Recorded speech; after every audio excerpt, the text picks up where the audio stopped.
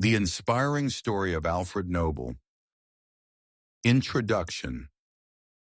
Hello and welcome to English Listening Avenue, your place to learn English by listening to real stories that inspire the heart and teach the mind. In today's episode, we are going to explore the incredible life of a man who changed the world, not with power, not with politics, but with his mind, his invention, and his conscience. His name is Alfred Nobel. You may have heard of the Nobel Prize, the most respected award in the world, given for peace, science, literature, and more. But do you know the man behind it? Who was Alfred Nobel? Why did he create the Nobel Prize? What happened in his life that made him choose peace over profit? This is a story of a boy who loves science, a man who invented dynamite, and a thinker who chose to use his money and name to create hope instead of destruction. This video is perfect for English learners, students, or anyone who loves real-life stories that teach us how one person can truly make a difference. So sit back, relax. Chapter 1. Early Life and Education. Alfred Bernhard Nobel was born on October 21, 1833, in Stockholm, the capital of Sweden. He was the fourth child in his family. His father, Emanuel Nobel, was an engineer and inventor. His mother, Andriette Alsell, was a gentle and strong woman who cared deeply for her children. In the beginning, the family was poor. Emanuel Nobel tried many businesses, but most of them failed. Life was not easy for little Alfred and his brothers. They had to move often. They didn't always have enough money, but one thing they always had was curiosity. Alfred loved to read, ask questions, and build small things. He was not a strong boy, but he had a strong mind. He spent many hours looking at machines and tools. He watched his father working on inventions. He wanted to understand how things worked. When Alfred was 9 years old, his father moved to Russia to find better work. A few years later, the whole family moved there. Life began to change. In Russia, Emanuel started a new business making equipment for the army. The family became wealthier, and now Alfred had the chance to study well. Alfred had a private tutor. He was very smart and learned many subjects. He was especially good at chemistry and languages. By the time he was 17, Alfred could speak 5 languages fluently: Swedish, Russian, French, English, and German. Isn't that amazing? He also loved poetry, and for a short time, he even dreamed of becoming a writer. But his father was not happy about this. His father said, "Poetry will not feed you. Science will." So Alfred focused on science, especially chemistry. In his mind, chemistry was like magic, mixing liquids, changing colors, making explosions, discovering new materials. He wanted to use chemistry to help the world. Chapter 2. Passion for Science and Invention. As Alfred Nobel grew older, his passion for science became stronger. He began to travel across Europe to learn more about chemistry and engineering. In Paris, he studied under a famous chemist named Théophile Jules Pelouse. While working in Pelouse's lab, Alfred met another chemist named Ascanio Sobrero. Sobrero had invented a powerful liquid called nitroglycerin. It was very explosive. It could blow up rocks, mountains, and even buildings. But there was a problem. It was too dangerous to use safely. Even the smallest movement could cause an explosion. Most people were afraid of it, but not Alfred. Alfred thought, if I can make nitroglycerin safer, it can help people build roads, tunnels, and railways. It can move mountains, not destroy them. He saw the positive side of this powerful substance. He believed it could be a tool for development, not just destruction. When Alfred returned to Sweden, he started doing experiments with nitroglycerin. His father helped him. They built a small lab near their house. But working with explosives is always risky. One day in 1864, there was a terrible accident. The lab exploded. 5 people died, including Alfred's younger brother, Emil Nobel. Alfred was heartbroken. He felt pain and guilt. Many people told him to stop. They said, "It's too dangerous. You should give up." But Alfred did not stop. He believed he could make nitroglycerin safe to use. He worked day and night. He tried hundreds of experiments. Finally, in 1867, he made a discovery that changed everything. He mixed nitroglycerin with a kind of soft earth called kieselguhr, also known as diatomaceous earth. This made the explosive stable and easy to handle. He called this new invention dynamite. Dynamite was much safer than nitroglycerin.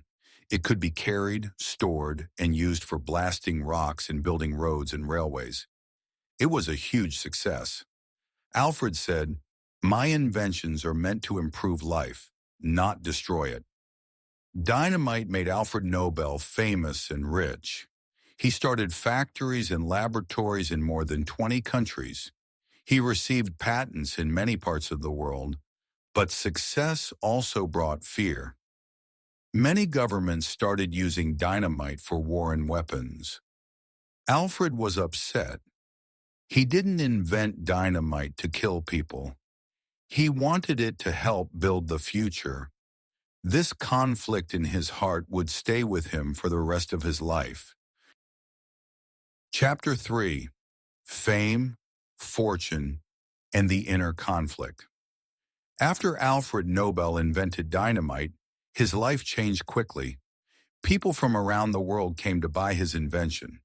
His product was used to build tunnels, roads, bridges, and railways. It helped in mining and construction. Dynamite made big jobs easier and faster. Soon Alfred Nobel became a very rich man. He opened factories and laboratories in more than 20 countries.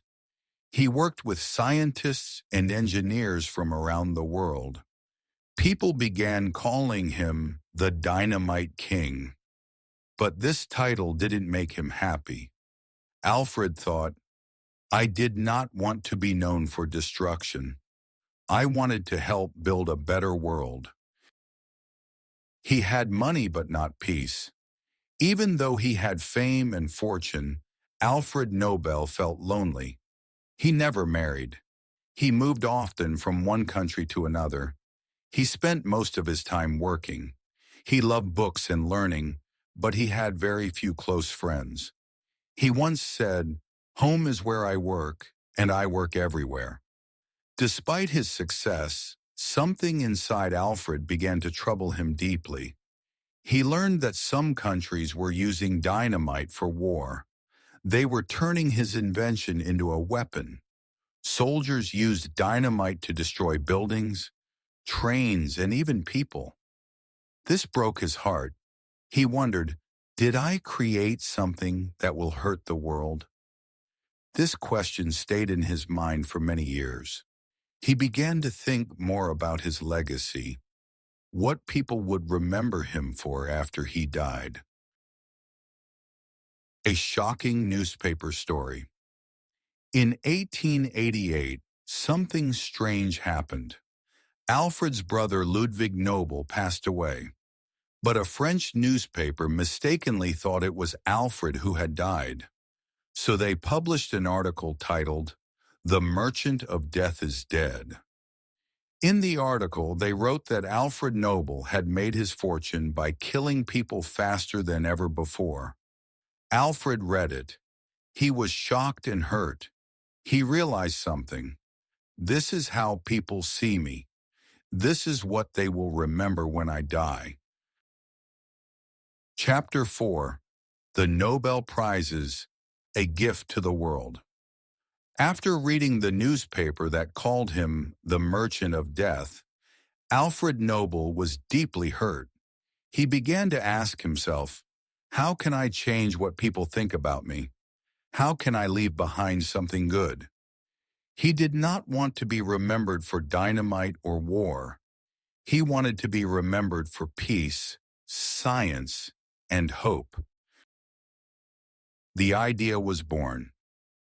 In his quiet moments, Alfred Nobel thought more about the future.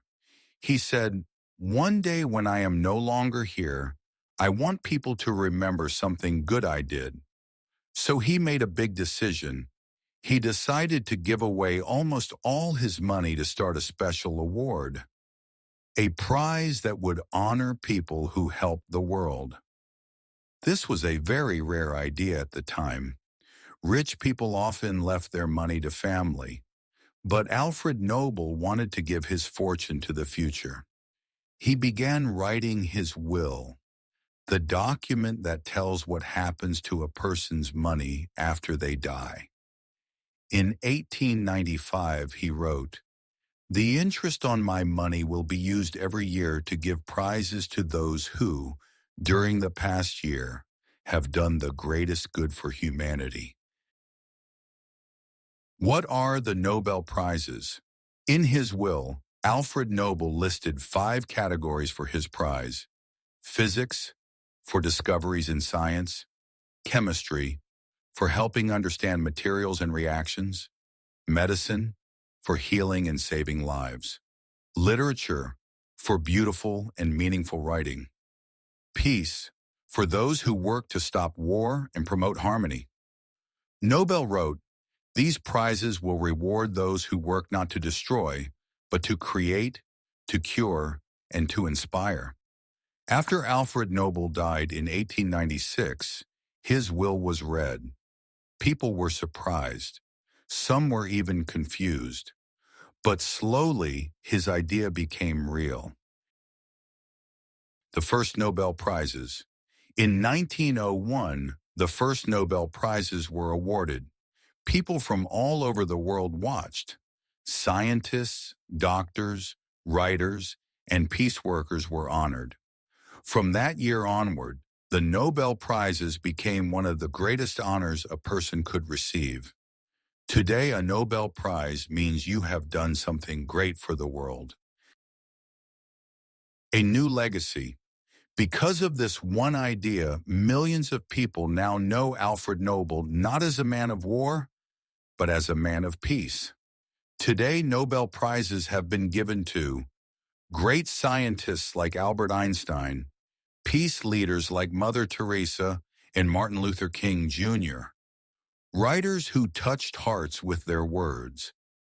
This was the true success of Alfred Nobel. He once said, "If I have helped the world become a better place, that is enough." Chapter 5. Legacy and Life Lessons from Alfred Nobel. Alfred Nobel passed away on December 10, 1896, at the age of 63. He died alone in his home in Italy. Today, the Nobel Prizes are given every year on December 10th, the day of his death. The prize ceremony is held in Sweden, Nobel's home country, and Norway, where the Peace Prize is awarded. People watch the event all over the world. It is a moment of great respect and hope. Final thoughts. Alfred Nobel was not perfect, but he had a dream to leave the world better than he found it. He taught us that even one person with one idea can change the future. So, what will you do with your time? Will you keep learning, growing, and giving, just like Alfred Nobel?